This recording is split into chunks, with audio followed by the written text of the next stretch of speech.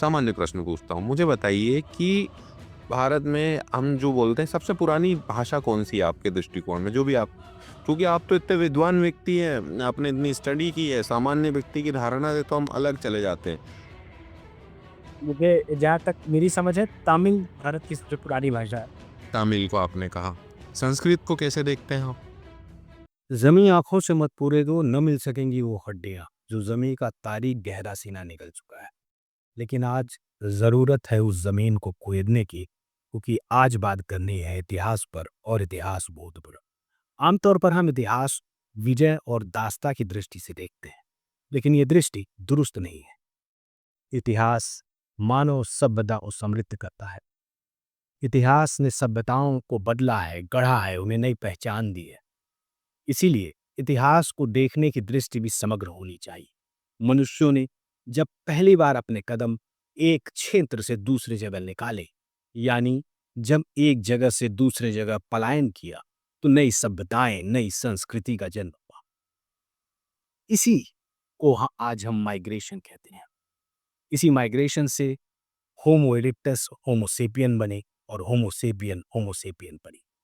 लेकिन आज बात विशेषकर भारत में आर्यों के संबंध में है। क्या आर्यों का भारत में आक्रमण हुआ, या क्या आर्य भारत में माइग्रेट करके आए, या जैसा कि और चर्चाएं हैं कि आर्य यहीं के थे। इन सब विषयों पर आज हम बात करेंगे अर्जुन गुप्ता जी से। अर्जुन गुप्ता जी प्राचीन इतिहास के शिक्षक हैं। जैसा कि आप सभी जानते हैं, जो शिक्षक हैं प्राचीन इतिहास के, ये एक छिपा रूप है, लेकिन वो प्राचीन इतिहास बहुत लंबे वर्षों से पढ़ा रहे हैं। तो आज अर्जुन गुप्ता जी से हम इसी विषय पर बात करेंगे कि क्या आर्य भारत के हैं, क्या आर्य भारत के बाहर से हैं, आक्रमणकारी हैं, अनाक्रमणकारी हैं, या इस मसले को लेकर जो भी विविधताएं हैं, जो विवाद हैं, उनके क्या कारण हैं। स्वागत है आपका आपके चैनल पर और हमारे इस नए कार्यक्रम में, जो हमने तय किया था कि हम इतिहास पर बात करेंगे। और मुझे लगा कि आपसे बेहतर व्यक्ति प्राचीन इतिहास पे शायद मुझे वैसे भी नहीं मिल पाएगा। आप पिछले 15 सालों से विशेषकर प्राचीन इतिहास पढ़ा आ रहे हैं। तो आज जैसा कि ओपनिंग कमेंट में मैंने कहा कि हम आर्यों के आगमन पर बात करेंगे और इस विषय के को बृहत्तर स्तर पर देखते हुए कि इस विषय में क्या विवाद है और क्या नई धारणाएँ इसमें पनप रही हैं, उन सब विषयों को लेते हुए आज हम बात करेंगे।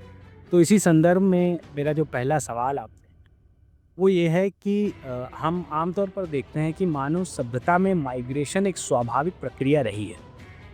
हमेशा से ही माइग्रेशन होता आ रहा है। मनुष्य अफ्रीका से निकला और तमाम जगहों पर बसता रहा और इसमें भी कई सारे विवाद हैं। हालाँकि हमारा उससे अभी मतलब नहीं है, हमें उस पर नहीं जाना है।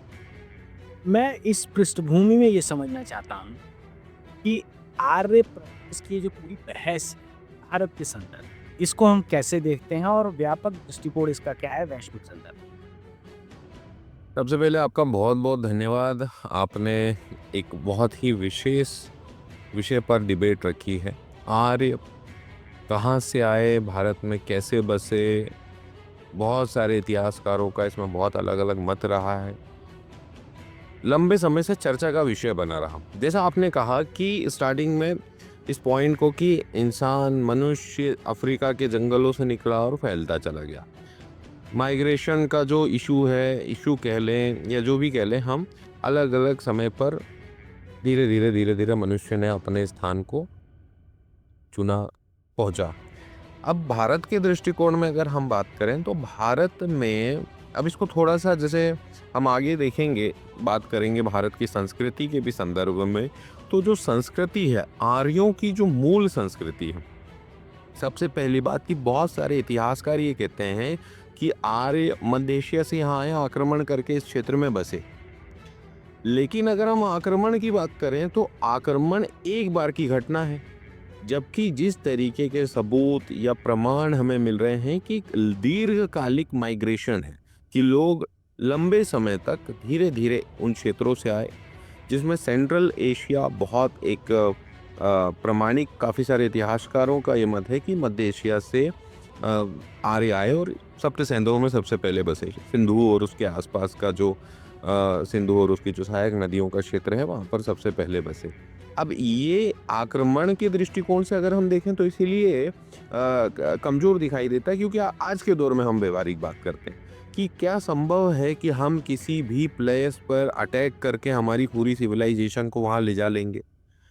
व्यवहारिक नहीं दिखाई देता। हाँ, लेकिन हमारे अगर व्यापार संबंध हैं, अमेरिका में, कनाडा में, रूस में भारतीय समुदाय नौकरी करने के लिए गया है, वहाँ किसी से विवाह कर लिया है, उस संस्कृति का मेल-मिलाप हो गया है। जैसे हमने कई ऐसी इतिहास में घटनाएँ पढ़ी हैं कि भाई अंग्रेज़ों ने यहाँ से इस तरीके का एक ग्रुप भेजा, इतने कर्मचारियों को शिपिंग में भेजा। तो धीरे-धीरे चाहे वो रोज़गार को लेकर हो, सामाजिक दृष्टिकोण को लेकर हो, आर्थिक दृष्टिकोण को लेकर हो, ऐसे कई विषय हो सकते हैं जिनको लेकर एक क्रमबद्ध माइग्रेशन जिसको हम कह सकते हैं। तो अगर इस बहस को मैं अपने दृष्टिकोण में या अपनी समझ से हम समझें, तो जो क्रमबद्ध माइग्रेशन है, अब जो मॉडर्न इतिहासकार हैं, कई सारे जो अब जो खोजें हो रही हैं वो इस पर सहमत भी होते हैं, जहाँ पहले के इतिहासकारों का विशेष ये मत हो गया था कि भाई एक आक्रमण थ्योरी है, आक्रमण के हिसाब से ये चीज़ें हुई है। जी देखिए अभी मेरा जो दूसरा सवाल मैंने सोचा था, उसका जवाब आपने अभी दे दिया है। और मैं समझता हूँ कि आपने सही कहा कि माइग्रेशन धीरे-धीरे क्रमशः ही होता रहा होगा। और चूँकि औपनिवेशिक काल में जो इन्वेजन की थ्योरी थी वो तो अब ढीली पड़ चुकी है, उसकी अब बात भी तो उतनी ही होती है। लेकिन मैं इस बात को थोड़ा इस तरीके से आपसे समझना चाहूँगा कि जो आर्य आक्रमण का जो सिद्धांत पूरा औपनिवेशिक काल में बना है, तो हमारी जो जो वो नए वैज्ञानिक साधन और दृष्टिकोण हैं, जैसे इतिहास को जानने के जो 3 मोटे-मोटे दृष्टिकोण हैं, मैं समझता हूँ कि ये तो आर्कियोलॉजी, लिंग्विस्टिक्स और आज के दौर में विज्ञान के जो साधन हैं, आनुवंशिकी वगैरह। बिल तो इस संदर्भ में मैं आपसे समझना चाह रहा हूँ, कुछ जो नए दृष्टिकोण हैं, क्या उसमें से आपको लगता है कि कौन से सिद्धांत वैध हैं? और इस जो जो माइग्रेशन की थ्योरी जिसको आप कह रहे हैं, उसको किस तरह से देखने की ज़रूरत है? में क्या नया ऐड ऑन हो रहा है अभी के?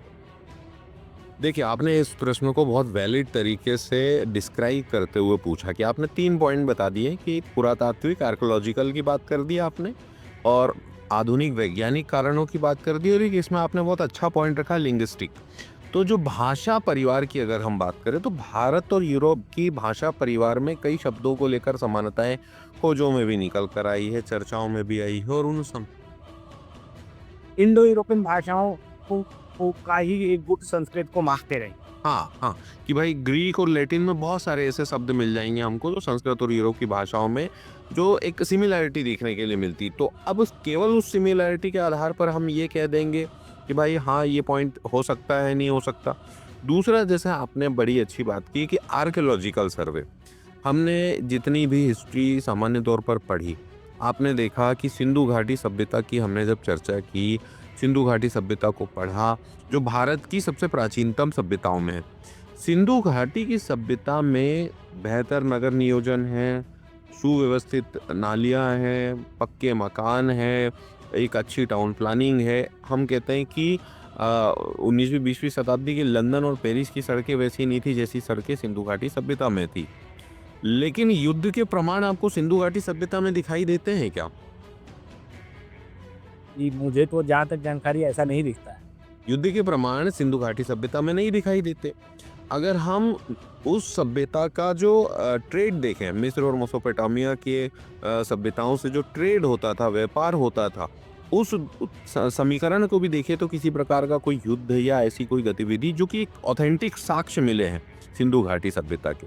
इसको थोड़ा सा मैं इस तरीके से ले जाता हूँ। क्या हुआ कि हमने हमारी आज़ादी में एक चीज़ देखी कि भारत स्वतंत्र है, अंग्रेज़ों ने बहुत ज़्यादा जुल्म किया है भारत के ऊपर, अंग्रेज़ों ने बहुत अत्याचार किया, लेकिन अंग्रेज़ों की कुछ देन है भारत को।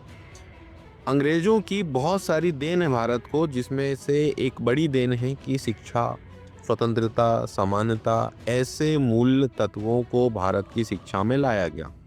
प्रश्न जो आज पूछ रहे हैं, भारत को इंडिपेंडेंट हुआ, उसमें अंग्रेज़ों के इन पॉइंट्स का बहुत बड़ा योगदान रहा। अब भारत में आज जब हम 2025 में हैं, स्वतंत्रता के 75 वर्षों को क्रॉस कर चुके हैं। उसके बाद भी आप देख रहे हो कि बाबा और ढोंगी लोग किस तरीके से लोगों को अपने माया जाल में इस टेक्नोलॉजी के युग में इतने अत्याधुनिक युग में अभी भी लोग घिराए हुए हैं उनसे। तो मैं कल्पना कर सकता हूँ कि 100 साल पहले की या 200 साल पहले की स्थिति क्या रही होगी। और ख़ास तौर से जब शिक्षा नहीं थी, टेक्नोलॉजी नहीं थी, तो अंग्रेज़ों ने एक थ्योरी दी और वो थ्योरी बड़ी प्रसिद्ध है। वो थ्योरी है white burden theory. White burden theory ये कहती है कि भाई दुनिया में अंग्रेज़ों को अपनी मर्ज़ी से शासन करने के लिए नहीं कहा। ईश्वर ने हम श्वेत लोगों को भार दिया है कि हम दुनिया में उन सभ्यताओं के पास जाएं और उन सभ्यताओं को क्या करें कि भाई सभ्यता का पाठ पढ़ाएं, उनको सिखाएं कि तुम लोग पावर्ड पीपल हो, ये है वो है, इस तरीके का। अब भारत में क्या हुआ कि जब इंडस वैली की खोज होने लगी, चीज़ें पता चलने लगी, तो बोले नहीं ये हमारी ही सभ्यता थी। बहुत सारे लोग बोलते रहे कि ये विदेशी, जो देशी और विदेशी का मत चलता है सिंधु घाटी सभ्यता के संदर्भ में निर्माताओं का, तो बहुत सारे लोग बोलने लगे कि भाई इस सभ्यता के जो निर्माता थे विदेशी थे। लेकिन जैसे जैसे खोजें हुई, मिस्र, मेसोपोटामिया, वहाँ की लिपियाँ तो पढ़ी गई, लेकिन इंडस की लिपि अभी भी नहीं पढ़ी गई। उस तरीके की टेक्नोलॉजी दुनिया की और किसी सभ्यता में नहीं थी उस समय जो सिंधु घाटी के पास थी। तो यहाँ विदेशी जो इतिहासकार हैं वो थोड़े से निशब्द होते नज़र आते हैं। इसीलिए आप देखोगे कि जो अधिकांश विदेशी इतिहासकारों ने लिखा आर्य प्रवर्जन सिद्धांत या आप एक चीज़ नोटिस करिए। अब मैं आपको एक साधारण यहाँ पर एक क्वेरी देता हूँ। आपने देखा कि वैदिक काल का कोई ठोस प्रमाण नहीं है जिसके निर्माता हारे हैं। जी जी। ठीक है, आप इसका एक कंटिन्यू सवाल मिलाकर पूछ सकते हैं, मैं इस पर आता हूँ।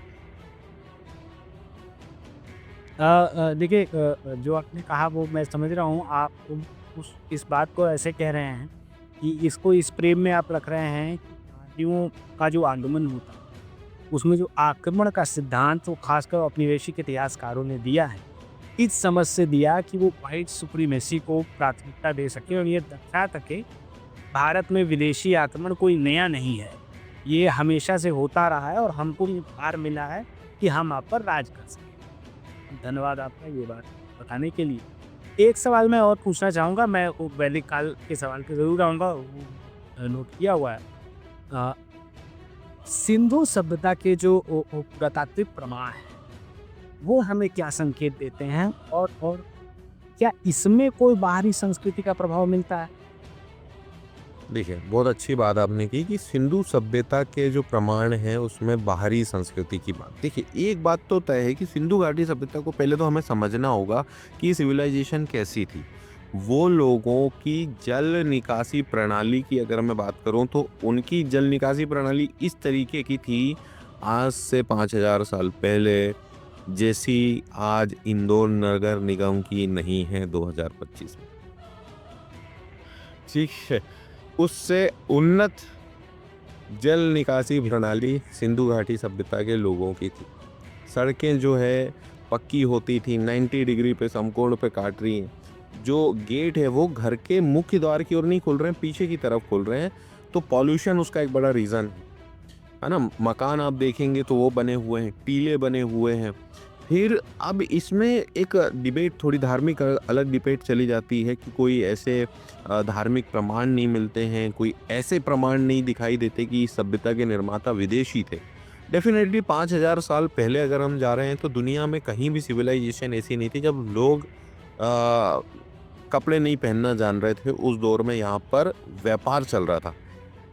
हम एक व्यापार प्रोसेस। हम आम तौर पर इस जो है धारणा में फंस जाते हैं कई बार कि हम अपने कंटेम्प्रेरी दौर की धारणा से आगे, नोशन के आगे नहीं निकल पाते हैं और हम देखते हैं कि जैसे मैंने सवाल कर दिया देश का, हालांकि उस समय देश जैसी किसी चीज़ का अस्तित्व शायद उस रूप में न, कोई तो खैर आप सही कह रहे हैं कि इंडिजीनियस, आपको कहने का अर्थ है कि वो इंडिजीनियस एक सभ्यता थी, तो यहाँ की भूमि पे जन्मी थी। एक सवाल जो मैं और पूछना चाहता हूँ कि अभी रिसेंट में हमने देखा राखी गढ़ी और अन्य जो कुछ डीएनए के अध्ययन जो अभी हुए, हाँ, और खासकर भारत में जो एक राजनीतिक बहस है आर्यों के आगमन, एक राष्ट्रवादी पक्ष है, एक पहले का जो पक्ष रहा है, इतिहासकारों का जो पक्ष है, जो एकेडमिक पक्ष रहा है, उसको लेकर क्या मामले हैं और क्या ये आर्य प्रवास और ये मूल निवासी की जो बहस है, इसको किस दिशा में देखना सही है और ज़रूरी है? ठीक है, देखिए सबसे पहले जैसे आपने राखी गढ़ी की बात की, तो राखी गढ़ी में जो खोजें हुई, हमने भी एक पॉइंट की बात की कि भाई भाषा परिवार के दृष्टिकोण से इंडो स्टेपी या स्टेपी घास के मैदान की बात करें, यूरोप की बात करें, उस क्षेत्र के लोग, सिंधु सभ्यता के लोग और उस क्षेत्र के लोगों में भाषा को लेकर सिमिलैरिटीज की बात करी। लेकिन ये सिद्धांत राखी गढ़ी के डीएनए खोज से खारिज हो जाता है, क्योंकि वहां इस तरीके का कोई भी डीएनए प्रमाण ही नहीं मिला। हाँ, ये थ्योरी पूरी खारिज हुई और इसके बाद जो थ्योरी समझ में आई और जिस पर इतिहासकार सहमत हुए, जो मैंने स्टार्टिंग में कहा कि आक्रमण हुआ नहीं, एक बार नहीं हुआ, लोग धीरे धीरे आए, वो लोग भी आए हैं, इन भारत के समाज में माइग्रेट हुए और धीरे धीरे इस समाज का हिस्सा बन गए। जी, एक सवाल जो जैसा मैंने आपसे अभी चर्चा हुई और उसको मैं पूछ ही लेता हूँ, दिमाग में भी मेरे आ रहा है कि वैदिक सभ्यता और वैदिक संस्कृति को लेकर भारत में बहुत सारे विवाद हैं और कुछ लोग उसको बहुत प्रोपोगेट भी करते हैं, कुछ का बहुत उसको डिग्रेड भी करते हैं। तो मध्य का क्या रास्ता है और क्या वैदिक काल के वाकई में कोई ठोस और प्रामाणिक साक्ष्य उपलब्ध हैं?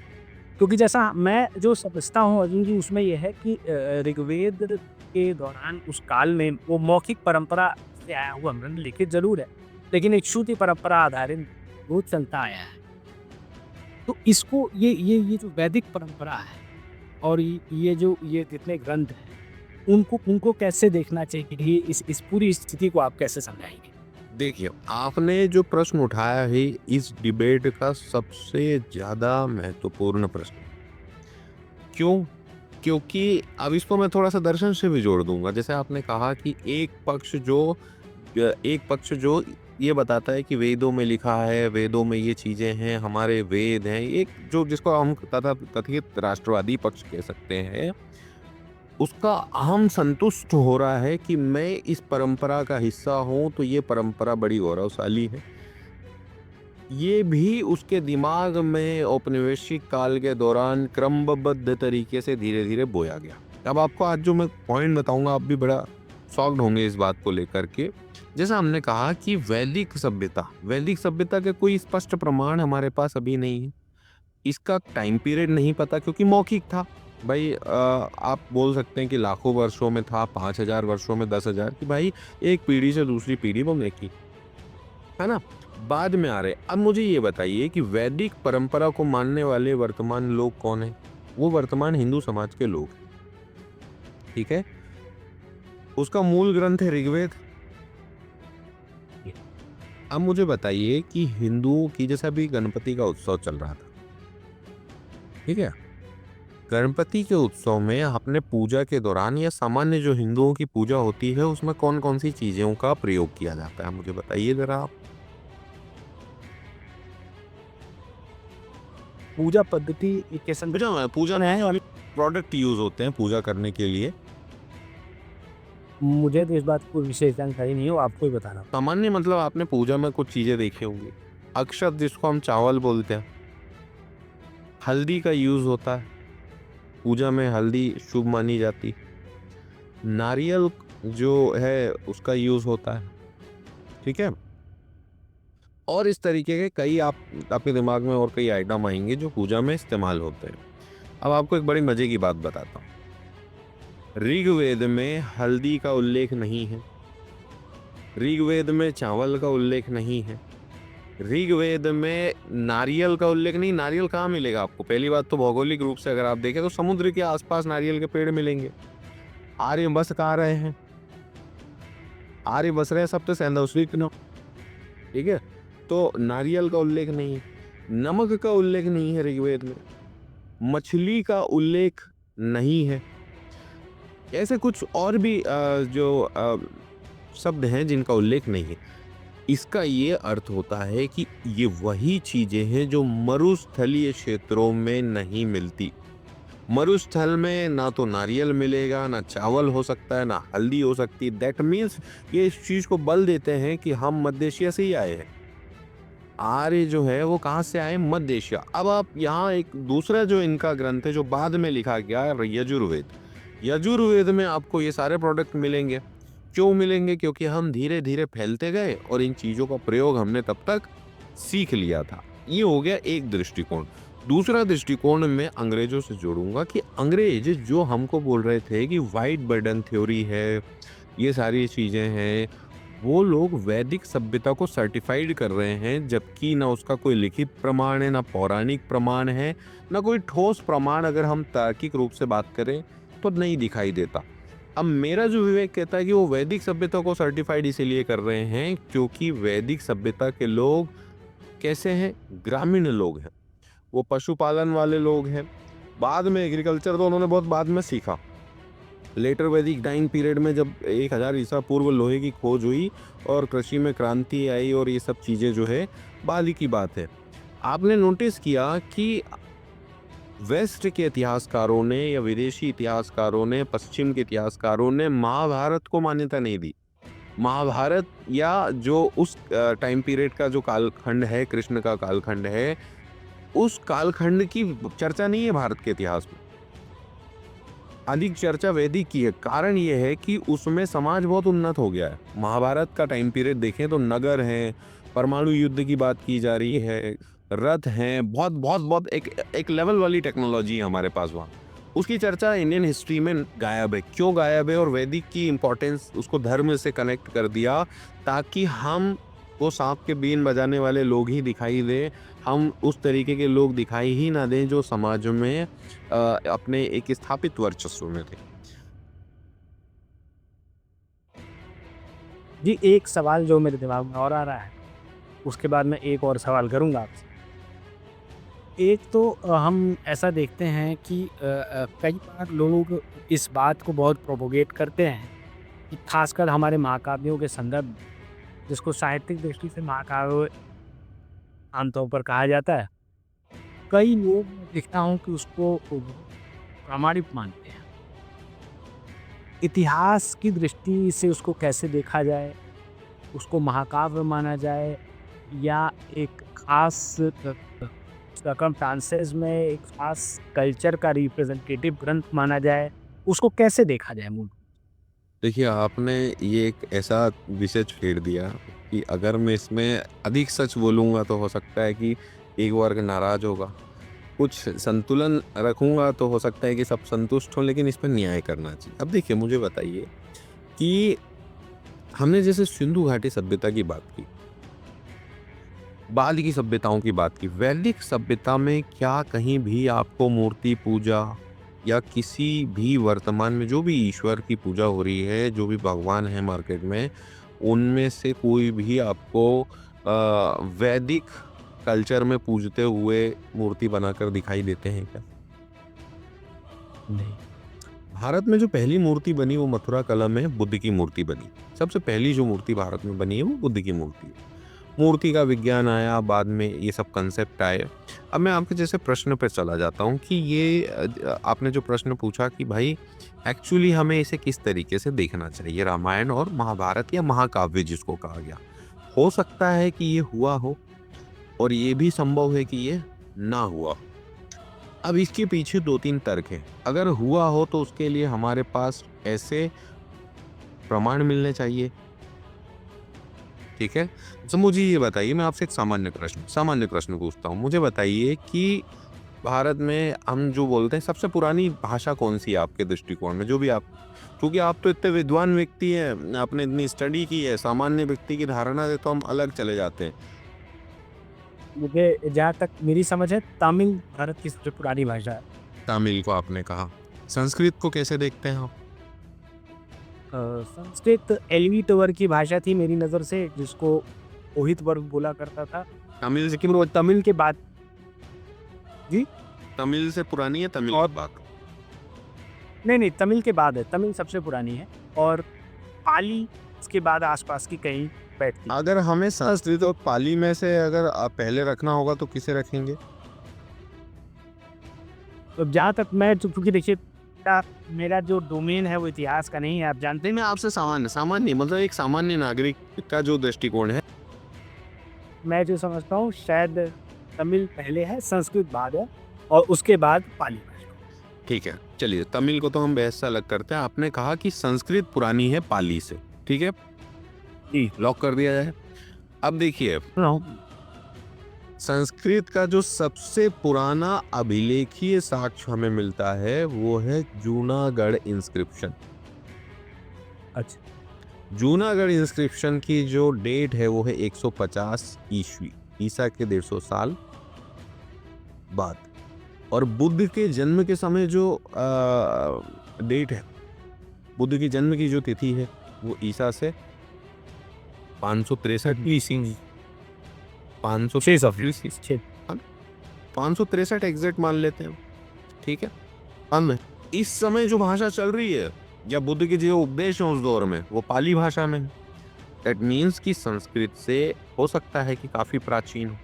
अब मैं यहाँ पर आपको एक और पॉइंट बताता हूँ कि बुद्ध का जो नाम है जिसको हम बोलते हैं सिद्धार्थ, बचपन का नाम है सिद्धार्थ।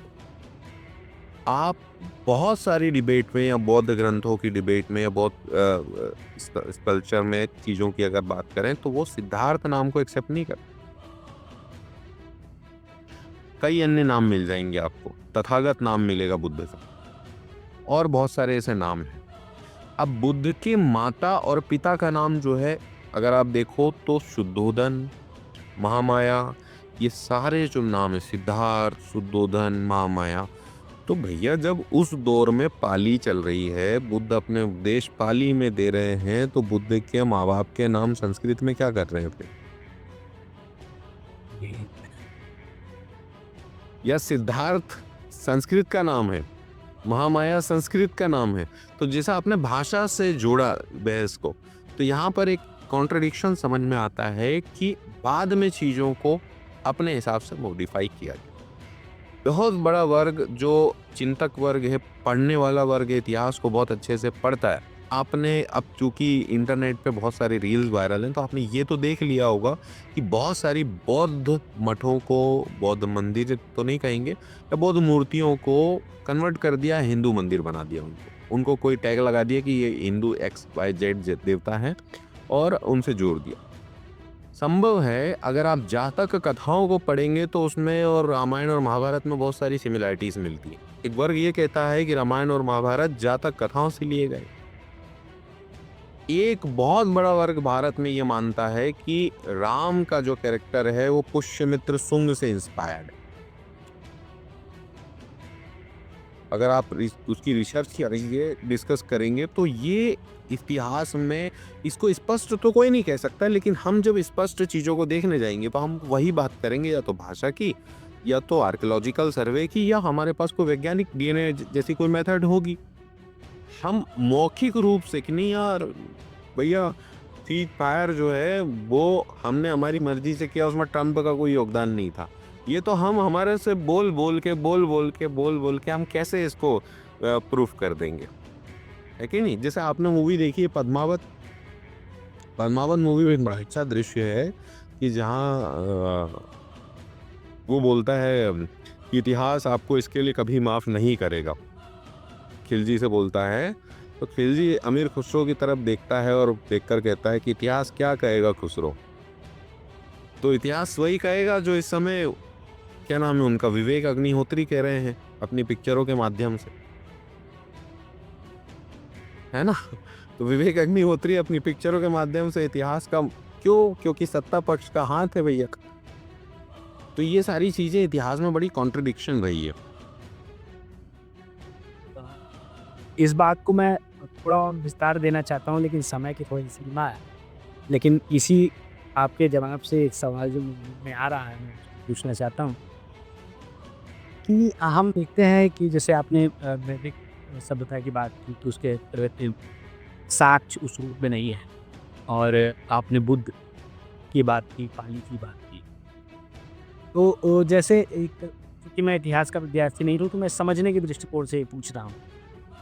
दर्शन का मैं द्वेता हूँ तो उस लिहाज से भी मैं थोड़ा समझ कि हम पाते हैं कि बुद्ध का जो पूरा दर्शन है और ख़ासकर जब हम देखते हैं कि बुद्ध दर्शन अ, तीसरी संगति के दौरान अपने 3-4 भागों में मोटे-मोटे बँट जाता है। इसमें सौतांत्रिक, वैभाषिक, माध्यमिक और शून्य। हम अंत में देखते हैं कि जो नागार्जुन का दर्शन है, उसी से प्रेरित कहीं न कहीं शंकराचार्य का दर्शन आता है, जिसको एब्सोल्युटली बहुत सही पकड़े। कुछ अन्य चीज़ें जोड़ते भी हैं। लेकिन वो कहीं न कहीं उससे प्रेरित था और दर्शन में भी कई ऐसी मान्यताएँ हैं कि शंकराचार्य को बहुत से लोग प्रचंड बौद्ध कहते हैं। उनके आलोचकों ने को प्रचंड बौद्ध कहा। तो और एक और जो मेरे मन में बात आ रही है कि ऋग्वेद के संदर्भ में भी ऐसा है कि ऐसी मान्यताएँ हैं और ऐसी बहुत सी स्टडीज़ हैं, जो कहते हैं कि अवेस्ता जो ईरान का जो ग्रंथ रहा है, ज्ञान अवस्था बिल्कुल बिल्कुल ठीक है। अवेस्ता और ज़िंदवेस्ता और ऋग्वेद में काफ़ी समानताएँ पाई जाती हैं। बहुत संबंधित है, देवता भी समान है। तो इस इन संदर्भों में हमको कैसे देखना चाहिए कि आज जो बहसें चल रही हैं, इसको मैं थोड़ा-सा राजनीति और सांस्कृतिक पहचान से जोड़ना चाहूँगा। आज जो एक पक्ष ये क्लेम करता है कि हाँ, जो जो श्रेष्ठता बोध से प्रेरित है, राष्ट्रवादी श्रेष्ठता उसको राष्ट्रवादी कहना भी बहुत ठीक नहीं है, अति राष्ट्रवादी या उग्र राष्ट्रवादी कहना ठीक रहेगा, कि जो श्रेष्ठता बोध से ग्रसित है और जो ये प्रमाणित करना चाहता है कि हम बहुत श्रेष्ठ हैं। तो इन सब संदर्भों को लेते हुए और आज की राजनीतिक परिप्रेक्ष्य में इस विषय को कैसे देखना चाहिए? एक तो सामान्य जनता को इसको कैसे देखना चाहिए और जो एकेडमिक लोग हैं, हमारे जैसे लोग हैं जो पढ़ते लिखते हैं या पत्रकारिता के क्षेत्र में है या अन्य क्षेत्र में है, उनको इस पूरी बहस को कैसे देखना चाहिए? ये आखिरी कमेंट मैं चाहता हूँ। देखिए, आपने आखिरी कमेंट में बहुत सारी चीज़ों को जोड़ दिया और बहुत पब्लिक को तो धन्यवाद दूँगा कि आदित्य जी ने इतना बेहतरीन क्वेश्चन पूछा है कि जो जिज्ञासु लोग हैं, उनके सारे एस्पेक्ट इस पे कवर होंगे कि हमारी अभी जो राष्ट्रवादी विचारधारा है, ऐसे लोग हैं जो धर्म को बहुत ज़्यादा रूढ़िवादिता से मानते हैं। अब देखिए, मुझे बताइए कि जैसे आपने दर्शन की बात की, नास्तिक और आस्तिक की अवधारणा में अगर हम जाएँ, तो कोई हिंदू जो अपने आप को क्या मानता है? आस्तिक मानता है या मुस्लिम है, वो आस्तिक मानता है। उसके लिए अकेला मुसलमान होना आस्तिकता का प्रमाण है, बाकी धर्म जो है उनको नास्तिक की दृष्टिकोण से देख रहा है। तो एक का अंतर है बस, सभी जगह लागू हो गया।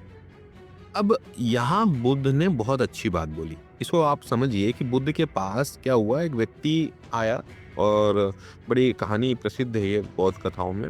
बुद्ध के पास एक व्यक्ति आया, माइंडसेट से जो है ऑलरेडी वो आस्तिक था कि यार भगवान होते हैं और मैं जो है ये भगवान का बिल्कुल फैन हूँ, फिर भी बुद्ध से कंफर्म कर लेता हूँ कि भगवान है कि नहीं है। तो बुद्ध के पास गया, अब बुद्ध का मानना अच्छा चल रहा था उस टाइम पे, तो बुद्ध के पास गया तो बुद्ध ने बोला कि भगवान नहीं होते। अब भाई का दिमाग खराब कि बुद्ध बोल रहे हैं कि भगवान नहीं होते, ठीक है, क्वेश्चन लेके वापस गया, चर्चा करेगा अपनी जगह या जो भी होगा। दूसरा व्यक्ति आया, दूसरा व्यक्ति नास्तिक, जिसका ये कि बिल्कुल चार्वाक विचारधारा था कि भगवान नहीं होते ये वो। अब बुद्ध के पास गया तो बुद्ध से पूछा कि बताओ भगवान होते हैं कि नहीं होते, तो बुद्ध ने कहा कि भगवान होते हैं। नास्तिक को उल्टा बोल दिया। फिर तीसरा एक कैंडिडेट इसी प्रकार गया, बोले यार मैं कंफ्यूज हूँ कि क्या लगता है, बोले यार मैं श्योर नहीं कह सकता, तुम देखो हो भी सकता नहीं भी हो सकता। जैन दर्शन में भी शांतवाद जैसा एक सिद्धांत। अब तीनों मौकों पे वहां पे आनंद मौजूद था। आनंद बड़ा प्रिय शिष्य बुद्ध का। अब आनंद की खोपड़ी चकरा गई कि यार ये क्या डिजाइन दे रहे हो तुम, तो तीनों को अलग अलग गोटी दे दी। तो बोले बुद्ध ने कि भाई तीनों ने अपनी धारणा पहले से सेट करके आए हैं और मेरे दर्शन का मूल सिद्धांत ही यही है कि आप दीपो भव, अपना दीपक स्वयं बनो, खोजो, मानो मत जानो। और हमारे समाज ने खोजना बंद कर दिया है। हम यात्रा में जाते ही नहीं है। हमने ये मान लिया कि हमारी किताब में ये लिखा है कि हमको जो है ये करने से इतना पुण्य मिलेगा, अच्छी लुगाई मिलेगी, अच्छी धन दौलत मिलेगी, उधर वो 72 हुरों में जी रहे हैं, उधर वो हेवन में जी रहे हैं, उधर ये अलग अलग धारणाएं सिर्फ दिल को बहलाने के लिए, तसल्ली देने के लिए ख्याल अच्छा है गालिब। अब इसमें अगर हम रिसर्च में चले जाते हैं, जैसे मैं आपको एक आज अच्छा एक पॉइंट बताता हूँ। आप बौद्ध एक अवलोकितेश्वर की मूर्ति है, बोधिसत्व। बौद्ध धर्म, बुद्ध में जो रिसर्च किया, मेरी स्टडी के लिए कि बुद्ध तो बहुत बाद के, ऐसे कई बुद्ध पहले हुए हैं और ये धर्म बहुत पहले से चला आ रहा है। अगर हम सिंधु घाटी सभ्यता में भी देखें तो स्तूप के प्रमाण वहां भी मिलते हैं, और वो जो आपको पुरोहित का धड़ वाला जो स्टेच्यू है वो बुद्ध से इंस्पायर दिखाई देता है। लेकिन आप बोलेंगे कि समय काल, तो बुद्ध समय समय पर दुनिया में हुए, या इस तरीके की मान्यता। अवलोकितेश्वर और माँ तारा का जो कंसेप्ट है वो सेम कंसेप्ट हिंदू धर्म में शिव और पार्वती को लेकर आया। तो शिव और पार्वती का पूरा कंसेप्ट कहाँ से इंस्पायर दिखाई दे रहा है? अवलोकितेश्वर की उस प्रतिमा से। अब जैसे ही मैंने अभी स्टार्टिंग में ही आपको पूछा, अभी गणेश जी का उत्सव चल रहा था, गणेश जी को अभी एक मेरे परिचित बोले सर गणेश जी का उत्सव है, ये है वो है। मैंने गणेश जी को पसंद क्या है? बोले मोदक। मोदक में क्या डलता है? मैंने कहा, बोले नारियल। नारियल जरूरी है। तो मैंने कहा वहाँ हिमालय में नारियल कहाँ मिल रहा है कैलाश में? गणेश जी का एड्रेस त्योदक कैलाश है। तो देखिए, जैसे अभी हमने गणेश जी की कहानी की चर्चा की, अब आपने जिसको प्रश्न को राजनीतिक संदर्भ में, सांस्कृतिक संदर्भ में, मानवीय संदर्भ में पूछा है, ठीक है। अब चूंकि इसका राजनीतिक संदर्भ प्रेरित इस प्रकार है कि आज भारत में एक बहुत बड़ा विशेष वर्ग उस मान्यता या उन मान्यताओं के पीछे चल रहा है जिन मान्यताओं से उनका अहम संतुष्ट हो रहा है। अगर हम बात करें उनको तार्किक उत्तर या तार्किक प्रश्न देने की खोजों के आधार पर, विषयों के आधार पर, तो कई बार लिंचिंग जैसी घटनाएं तक आपको देखने के लिए मिल जाती है। इसीलिए एक बड़ा बुद्धिजीवी वर्ग इन विषयों में बोलने से झिझकता है। जितना ज़्यादा वो स्टडी करता चला जाता है, उतना ज़्यादा वो मुंह से मौन होता चला जाता है। वो बोलता है कि यार, अगर मैंने यहाँ पर एक बहुसंख्यक समाज है, उस समाज की किसी विशेष मान्यताओं को तार्किक रूप से भी अगर मैं नष्ट कर रहा हूँ तो समाज मुझे स्वीकार नहीं करेगा, राजनीति उसे स्वीकार नहीं करेगी। ये कारण है कि ओशो जैसे व्यक्तित्व को 21 देशों ने बैन कर रखा था, क्योंकि जब भी इस तरीके का बौद्धिक व्यक्तित्व होगा, वो निश्चित तौर पर उस देश में रहने वाले लोगों की अवधारणाओं को, मान्यताओं को चोट पहुंचाएगा, उनको नष्ट करेगा, और इससे उस देश के एजेंडा चलाने वालों की राजनीति भी प्रभावित होगी। आप देखेंगे कि ये मैं अकेले, आप बहुत सारे ऐसे लोग बोलेंगे कि हिंदू के लिए बोल रहे हैं, मुस्लिम के लिए नहीं बोल रहे। जो मुस्लिम बाहुल्य देश है, आज मैं आपको बताऊं, आज से 50 साल बाद, बहुत 50 साल तो खैर लंबा वक्त हो गया, अपनी को तो कल का ही भरोसा कम दिखता है, पर मैं आपको बता रहा हूँ आज से 20-25 साल बाद आप देखेंगे, खास तौर से जो, क्योंकि मुस्लिम अधिक कट्टर हैं एज कम्पेयर टू हिंदू, जो मुस्लिम कंट्रीज़ हैं उनका जो नेतृत्व है, वहाँ भी आप इस चीज़ को देखेंगे, जैसे जैसे एजुकेशन बढ़ रहा है, जैसे जैसे लोग तथ्यों को जान रहे हैं, वहाँ पर नास्तिक आबादी, एथिस्ट लोगों की संख्या बढ़ती चली जा रही है, क्योंकि वो अपनी मान्यताओं को नष्ट करने लगे हैं, या उनकी मान्यताएं नष्ट हो रही है, और वो मान्यताएं बुद्धि के आधार पर नष्ट हो रही। इससे सबसे ज़्यादा नुकसान जो होगा वो राजनीतिक होगा। राजनीति का कुल उद्देश्य एजेंडा चलाना, बिना एजेंडे के राजनीति खास तौर से भारत जैसे देश में नहीं हो सकती। अब धर्म सबसे ज़्यादा जुड़ा हुआ है आस्था और भावनाओं से। भारत को आप इस प्रकार समझिए कि पूर्व प्रधानमंत्री स्वर्गीय राजीव गांधी जी 400 सीटें जीत कर आए थे। इतिहास में एक ही व्यक्ति थे जो 400 पार कर पाए थे। वो 400 सीटें किस मुद्दे पे पार हुई थी? वो 400 सीटें भावनाओं पर पार हुई थी। कोई विकास का एजेंडा नहीं था, कोई धर्म का मुद्दा नहीं था, वो भावनाओं पे वो सीटें पार हुई। इसका ये मतलब है कि ये देश भावनाओं को, आस्थाओं को समेटने वाला देश है। इसीलिए इस देश की राजनीति में धर्म एक महत्वपूर्ण विषय रहा है, और आगे इस पर बहुत सारी चर्चाएं हो सकती हैं, चूँकि इतिहास हमें अपने भविष्य के निर्माण करने के लिए भी चीज़ें बताता है। इसीलिए हमारा जो मूल्यांकन है वो तार्किक, पुरातात्विक, और जो भी हमारे पास वैज्ञानिक साक्ष्य उनको लेकर होना चाहिए। लेकिन वर्तमान दौर में राजनीति में किसी प्रकार का विरोध ना हो, किसी वर्ग को कोई ऐसी चोटें ना हो।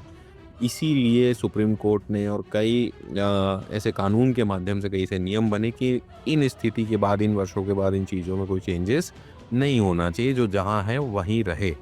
कारण क्योंकि मानवीयता या मानव सभ्यता सबसे पहले। इसीलिए हम ये कहेंगे कि इस डिबेट का कुल सार ये हो सकता है कि इतिहास का पहलू राजनीतिक हो, धार्मिक हो, सांस्कृतिक हो, उन सब से ऊपर है कि वो पहलू मानवीय हो। जी, कुछ मैं इसमें एक प्रश्न और जोड़ना चाहूँगा, हालाँकि बात को बहुत विस्तार न देते हुए। मैं पूछना आपने जो बात बताई विस्तार से बताई, लेकिन मैं इस प्रश्न को इस परिप्रेक्ष्य में पूछ रहा था कि खासकर आर्य आगमन के संदर्भ में जो वर्तमान में राजनीति चलती है, जो अपने को एक पक्ष श्रेष्ठता बोध के साथ उसको देखता है और अपने को श्रेष्ठ साबित करने के उद्देश्य से इस विषय को अपने तरह से व्याख्यायित करता है, और दूसरी तरफ इसका एकेडमिक इतिहास का अपना जो पक्ष, इन दोनों पक्षों के बीच जो राजनीतिक विवाद अब की स्थिति बनी हुई है, उसको किस संदर्भ में देखा जाए, उस पर उसको कैसे समुचित धारा में इस तरह से देखा जाए कि जनता को फैक्चुअल तरीके से की बात समझाई जा सके, न कि किसी विशेष राजनीति की धारा से प्रेरित। देखिए, सबसे पहले तो हमने जिन चीज़ों को पलटाना बंद कर दिया देश के बहुत बड़े तबके ने, उन चीज़ों को पलटाना होगा, और वो चीज़ें किताबें हैं। क्योंकि हमारे देश में इस समय जो बहुत सारा ज्ञान, कंटेंट जिस यूनिवर्सिटी से आ रहा है वो व्हाट्सएप यूनिवर्सिटी है ना। तो हमें सबसे पहले ये करना होगा कि हमें व्हाट्सएप यूनिवर्सिटी के आंकड़ों पर, उनकी जानकारी पर पूर्णतः आंख मूंद के विश्वास नहीं करना चाहिए। पूर्णतः क्या, पहली बात तो उस पर शंका ही होनी चाहिए कि ये जो बोल रहा है कि इसके अपोजिट ही हो सकता है। हमें ऑथेंटिक सोर्सेस की तरफ जाना चाहिए, हमें ऑथेंटिक किताबों की तरफ जाना चाहिए, हमें दृष्टिकोणों को समझना होगा। हम अलग अलग दृष्टिकोणों से, पहली बात समस्या वही पैदा होती है जहाँ मैंने आपको जो बुद्ध की कहानी बताई, 3 जो शिष्य आए अलग अलग, जहाँ उन्होंने अपनी मान्यताएं बना ली, किसी ने आस्तिक की बना ली, किसी ने नास्तिक की, किसी कोई कंफ्यूज है। अगर आप मान्यता बना के नहीं हम तो इसी देश के हैं, हम तो बाहर से आए ही नहीं, फिर कोई नहीं ये तो बाहर से ही आए हैं, तो हमें एक सामंजस्य बिठाना होगा। हम बाहर से आए हो ना आए हो ये चर्चा का विषय हो सकता है, लेकिन वर्तमान में इस देश में जो लोग रह रहे हैं वो वर्तमान में लंबे समय से इस देश के मूल निवासी हैं। ऐसे तो मूल निवासी द्रविडियन हैं, आदिवासी हैं, लेकिन इस देश में रहने वाले सभी लोग जो लगभग लंबे वर्षों से, लंबे कालखंड से इस देश में, वो चाहे अलग अलग प्रदेशों से आकर यहाँ पर बसे हों या भारत से जाकर जो लोग दूसरी जगह बसे हों, तो ये सभ्यताओं में ये क्रम चलता रहता है। इसे हम उसी ओर ले जाएंगे जहाँ हमारी डिबेट शुरू हुई है। माइग्रेशन का पॉइंट है, माइग्रेशन का विषय है, क्योंकि धीरे धीरे ये स्टार्ट हुआ है। इसीलिए हमें ये समझना चाहिए कि इस डिबेट का मध्यम मार्ग ये है कि भाई हम अपने अहम को संतुष्ट ना करें, हम खोजों पर भरोसा करें, हम तथ्यों पर भरोसा करें। हो सकता है कि 100 साल बाद कुछ नया तथ्य सामने आ जाए, आज ये प्रासंगिक दिखाई देता है तो हम आज इसके साथ खड़े हैं। इतिहास तो खोजों के साथ बदलता रहता है। तो धन्यवाद, सभी सवालों का आपने विस्तार से जवाब दिया, और बहुत ही विस्तार से एक सवाल को दिया और सभी सवालों का जवाब दिया। और इस पूरे विषय से मुझे लगता है देखने वालों को, श्रोताओं को, लिखने वालों को, सभी को काफ़ी लाभ होगा और आनंदित होंगे इस चर्चा पर चर्चा, और ऐसे अन्य अलग विषयों पर हम करते रहे। जो मेरा डोमेन है, जो आपका डोमेन है, उन विषयों पर हम अलग करते रहेंगे। तो आज एक कार्यक्रम, बहुत बहुत धन्यवाद आपका कि आपने मानव हित के लिए और भारत में एक बहुत बड़े वर्ग के लिए इतने मूल्यवान प्रश्नों को उठाया।